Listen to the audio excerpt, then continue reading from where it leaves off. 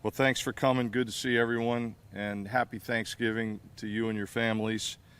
It was a tough loss last week. Congrats again to Miami.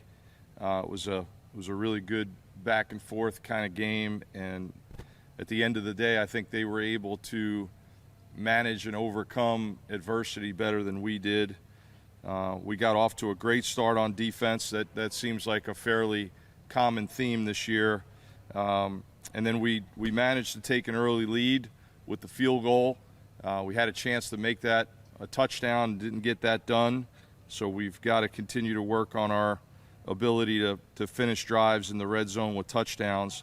The 2 interceptions certainly hurt us. No points and some shorter fields for Miami, which going into that game we knew was going to be critical playing the field position game. So the turnovers not only end those drives without points, but then result in shorter fields for the opponent.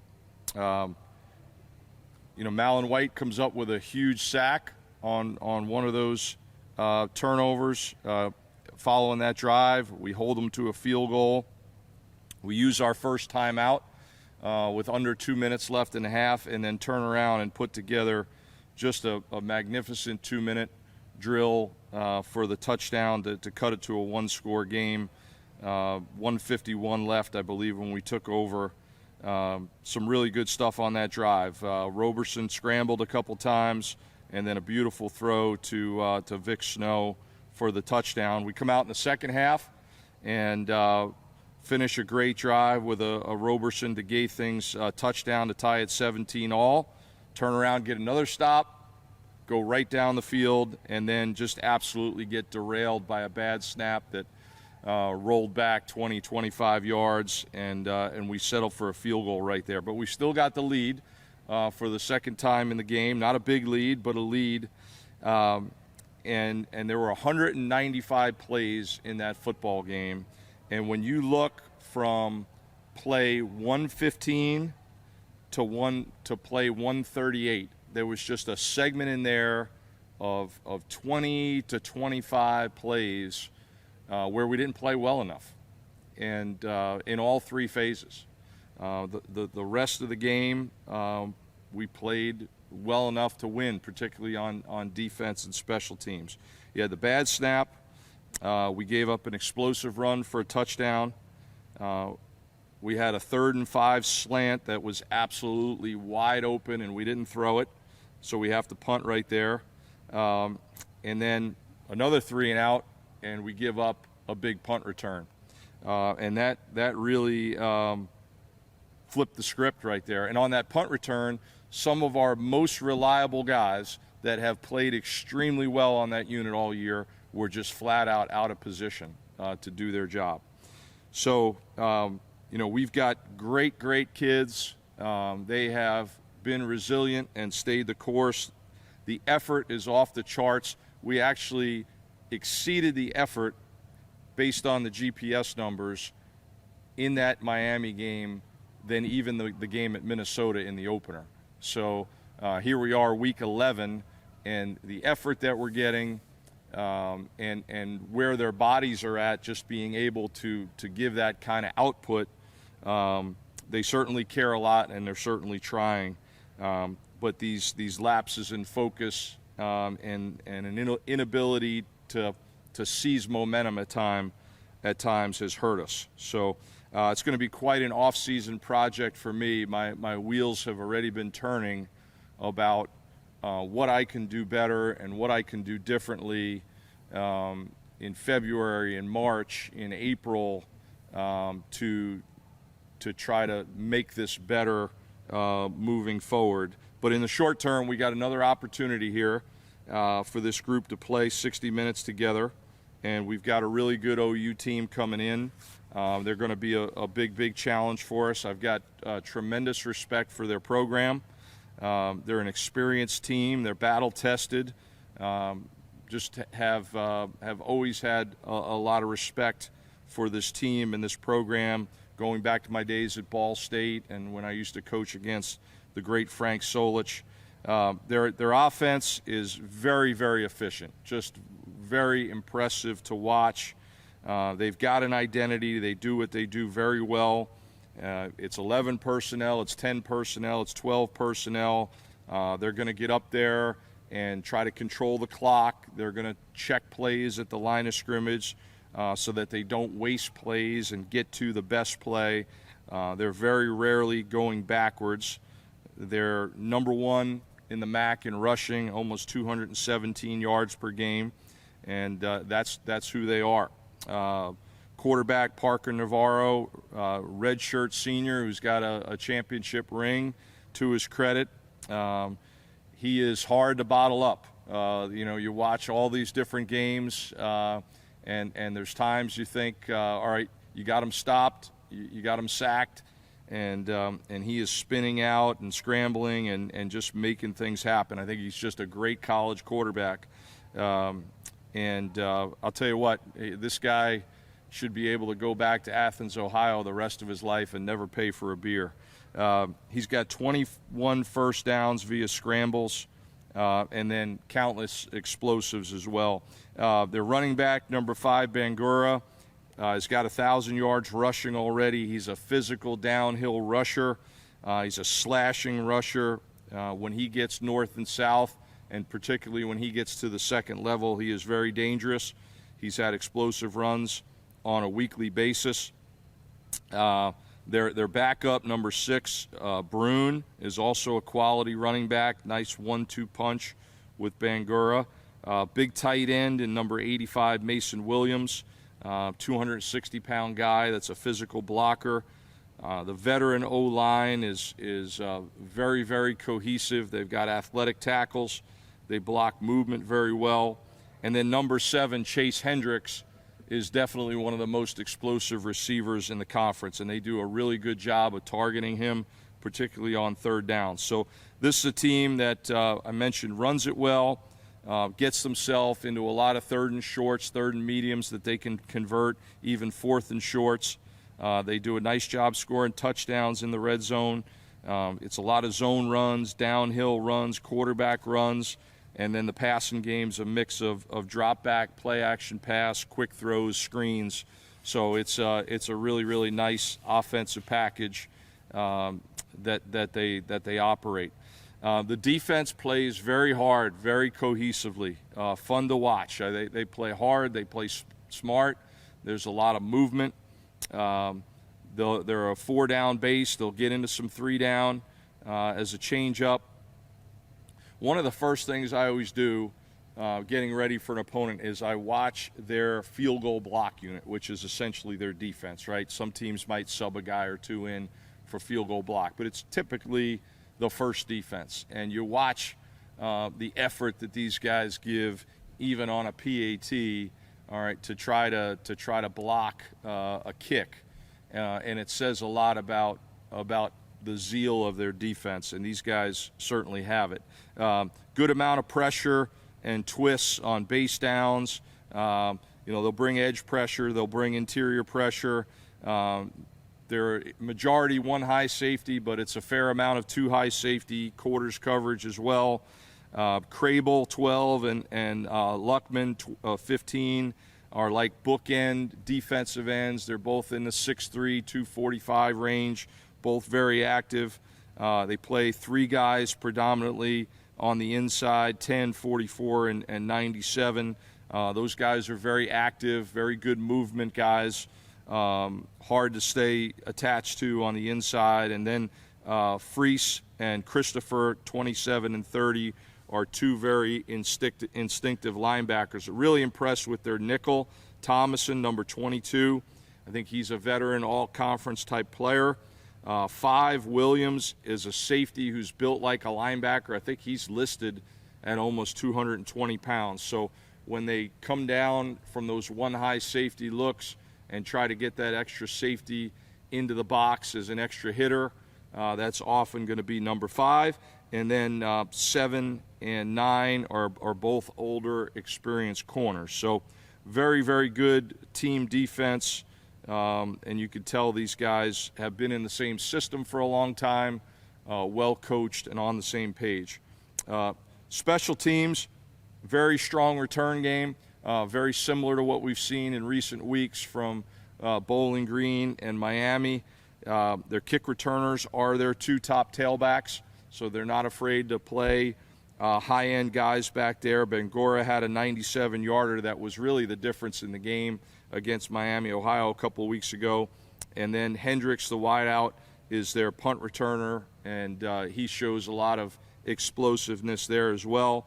So again, they're not afraid to play their best starters on units, which says a lot. Punter's having a solid year. He can rugby punt as well as angle punt. I would say if there's any weakness to this team, they have had some operational issues with their PAT field goal and at times their punt unit, so they're not kicking as many field goals at times, perhaps because of that. It was a little bit cleaner operation here in their most recent game, and I'm sure they're working to get that cleaned up. But there's obviously enough other strengths on this team to overcome the challenges they've faced in that particular area. So excited about this opportunity, excited to be back at home with this team again. Certainly know it's going to be a big test for us. We're having a pretty good week so far. Glad we've got a couple more days to get ready. We're going to need every minute we can, and hopefully we can go out and put our best foot forward against this good group. How healthy are you, or Tim and the other players? Dion played the whole game, I think, last game. Yeah. You know, it's interesting. We were just talking about this in our staff meeting yesterday, but last year I think we made it through 9 games, the last 9 games of the season, with exactly the same offensive line, and that certainly hasn't been the case this year. It's been more, you know, plugging guys in and moving guys around, and that's hurt our cohesiveness at times. But I do anticipate that even if we had to tape him up, you know, to where his ankle was nearly immobilized, Jake would certainly play in this game, and we'll see how far he can go. How has it been? How has practice been for the guys who this may be their last game? Has it been emotional, or they focused? You know, we try not to get too emotional because, you know, emotions, as we know, create a lot of up and down oscillations, and what you're trying to do is be steady and consistent. So when it comes to the senior stuff, the whole month of November we treat it as senior month. So really going as far back as the day after that Bowling Green game, we have been embracing and empowering and acknowledging our seniors on almost a daily basis, and trying to do a lot of little things to show our appreciation for them. You know, I've spoken up in team meetings about each guy individually and given them an opportunity to talk to our team, whether it's in team meetings or after practices, different things that we've been doing with social media and so forth. And the whole idea is to keep it as business as usual as we can, so that they can focus on this game and not, I learned this a long time ago, when it becomes more about you know, the bells and whistles involved with the pregame and the families on the field and all that stuff, sometimes, you know, that can get overly emotional. So what we try to do is stretch it out over the course of a month, so that when Friday at noon comes, they can stay focused on the task at hand. For a team that runs as well as Ohio, what kind of challenge is this going to be for your D-line, and do they do anything unique with their linemen? Do they have a lot of pulling guards or anything like that? Yeah, it's zone schemes for the most part, and a lot of zone read, and a lot of try to check to the best play they can get to against that look. So they might have 2 runs and a pass, or a run and a pass, or a run and a run, and they might have an idea of which direction they want to take that run based on how you're aligned. They might have an idea of, you know, a box count, and of course they've always got the ability to add a number with the quarterback runs. So it's not overly complicated, and that's part of the brilliance of it all, is that it doesn't have to be complicated. It's more about window dressing it. Might be a different formation, different shift, different motion, some little subtle nuance to it. And sure, they're going to have a couple plays that they put in to try to attack you based on what they've seen, but for the most part, they do what they do, and they just do it very well, and they really try to manage the time of possession and keep their offense on the field. How would you describe the consistency that Tyler Doty's played with since you've been here? Yeah, Tyler's the same guy every day. He's a lunch pail kind of guy, and he truly is the same person every day. But one thing that I'm very proud of him is that he's definitely worked, even as an older guy, to improve, and that starts with his taking care of his body. He's a huge, massive guy, right? I mean, he's just got such a physical presence when he walks in the door. But that first January that I got here and sitting down and talking to him, you could tell how important this was to him, how much pride he had in being at UB, being a local guy, being an offensive lineman, and the closeness and unity of that group. But we really challenged him both on the strength and conditioning side, as well as on the football side, the coaching side, to try to improve his flexibility and to try to translate more of his raw natural strength to actually moving people and staying attached to people on the field, and how he's still found a way as an older guy to continue to try to get the best out of himself has been impressive. And the other thing is, he's always shown the grit to play through injuries, and some guys just can't do what they do if they're not at 97, 98, 99%.